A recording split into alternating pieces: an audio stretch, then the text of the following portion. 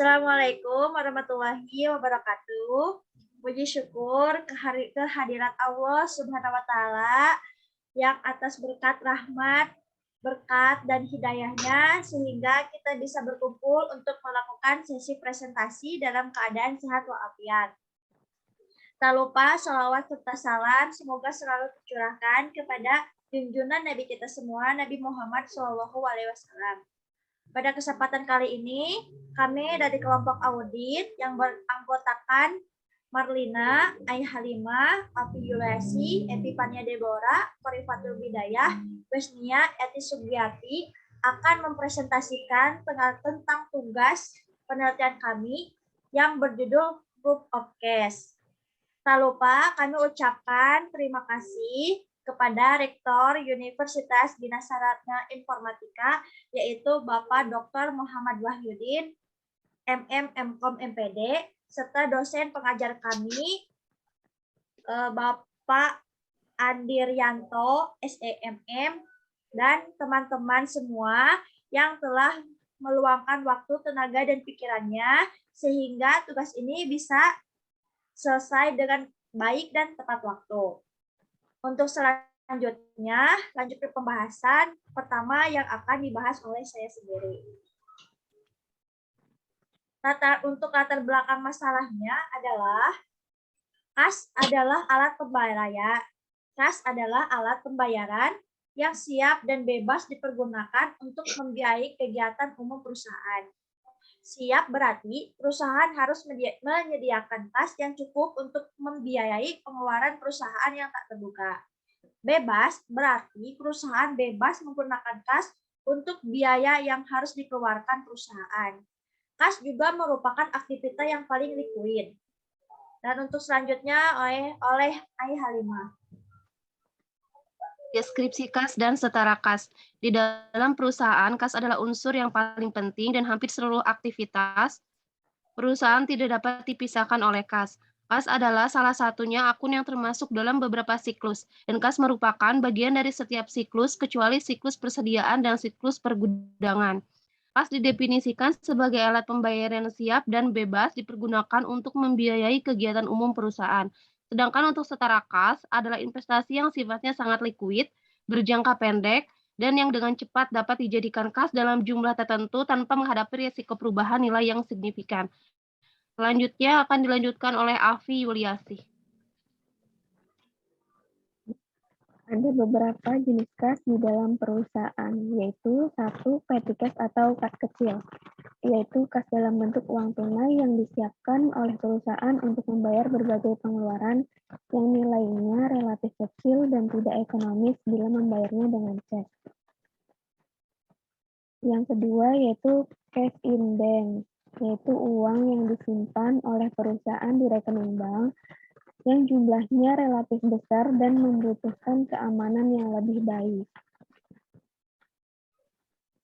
Ketiga, penyajian kas dan setara kas pada laporan keuangan neraca. Saldo kas dan setara kas disajikan dalam neraca dan laporan arus kas.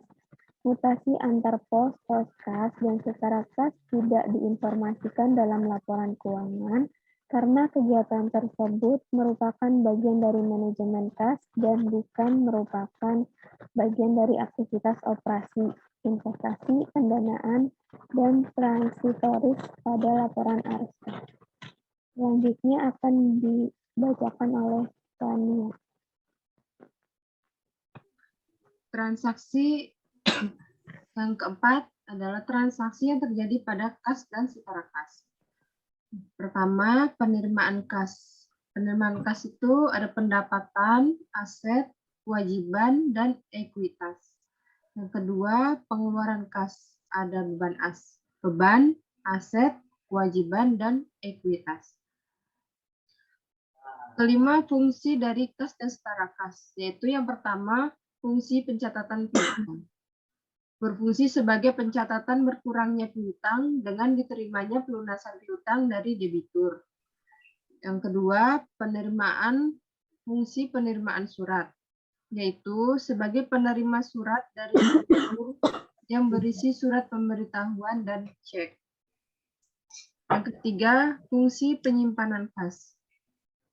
Berfungsi untuk menerima uang dari pembeli dalam transaksi penjualan tunai, menerima cek dari bagian sekretariat dalam transaksi penerimaan kas dan piutang, meminta endorsement atas cek dan menyetorkan cek ke bank. Yang keempat adalah fungsi pencatatan utang. Berfungsi untuk membuat bukti kas keluar yang memberikan otorisasi kepada bagian kasa untuk mengeluarkan cek sebesar yang tercantum di dalam dokumen tersebut. Yang kelima, fungsi penyimpanan dana kas kecil. Untuk menyimpan dana kas kecil, mengeluarkan dana kas kecil sesuai dengan otorisasi dari pejabat tertentu yang ditunjukkan untuk memintakan pengisian kembali dana kas kecil. Dan yang keenam, fungsi akuntansi biaya. Bagian ini berfungsi untuk mencatat pengeluaran kas yang menyangkut biaya dan persediaan. Ketujuh, fungsi akuntansi keuangan. Berfungsi untuk mencatat transaksi penerimaan kas di dalam jurnal penerimaan kas dan transaksi pengeluaran di dalam jurnal pengeluaran kas. Yang kedelapan, pemeriksaan intern. Berfungsi untuk melakukan perhitungan kas secara periodik dan mencocokkan hasil perhitungannya dengan catatan kas. Selanjutnya akan dibacakan oleh Evi. Silakan Evi. 6. Prosedur audit kas dan setara kas. Yang pertama, mengidentifikasikan risiko pada bisnis klien yang diprioritas. Yang kedua, menetapkan skala uji yang dapat diterima dan menilai risiko bawaan. Yang ketiga, menilai risiko kontrol. Yang keempat, merancang dan melakukan uji pengendalian dan pengujian substansi atas transaksi. Yang kelima, merancang dan melakukan prosedur analisis substansif. Yang keenam, merancang uji terperinci saldo kas. Berikut ini audit yang terjadi pada PT Seroja. Kas yang ada pada PT Seroja pada tanggal 31 Desember 2011 terdiri dari petty cash dan saldo rekening giro pada beberapa bank di Jakarta dan Surabaya. Untuk mendukung hasil audit yang dilakukan terhadap rekening kas dan perusahaan, kas opnam dilakukan oleh auditor di hadapan Rina, kasir PT Seroja pada tanggal 31 Desember 2010 dari jam 10 sampai jam 11.30. Berikutnya akan dijelaskan oleh Kak Eti.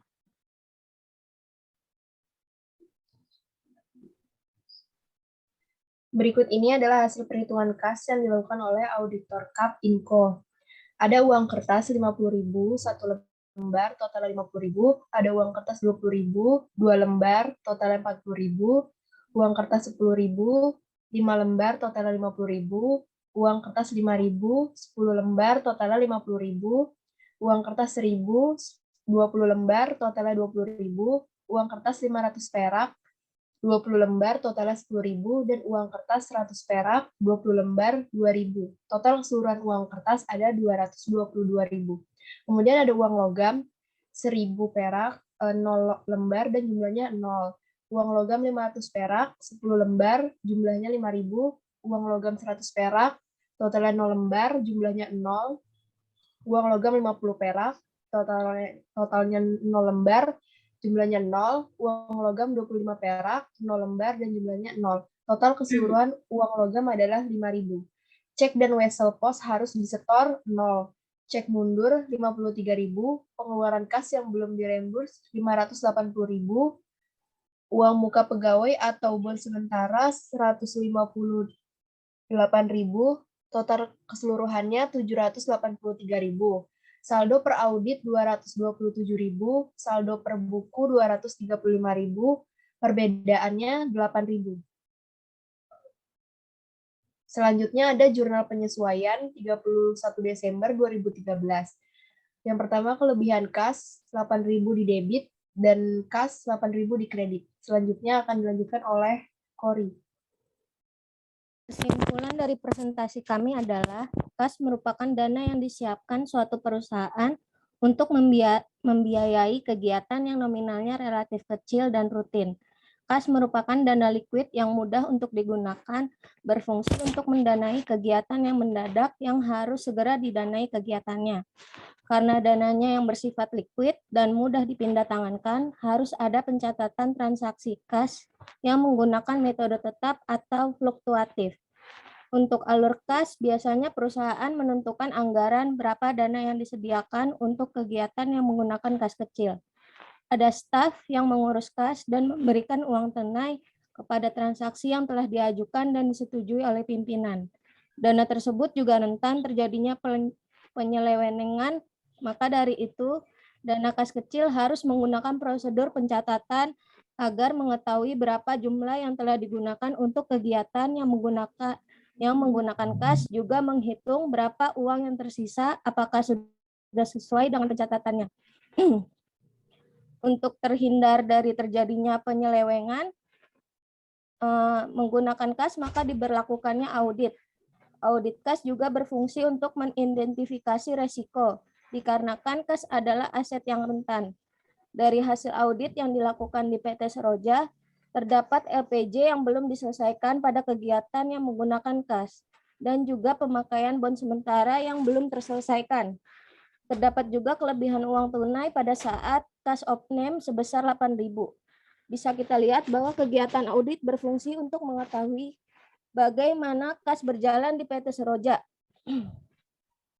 dan memantau pada saat transaksi kas apakah sudah sesuai prosedur atau belum.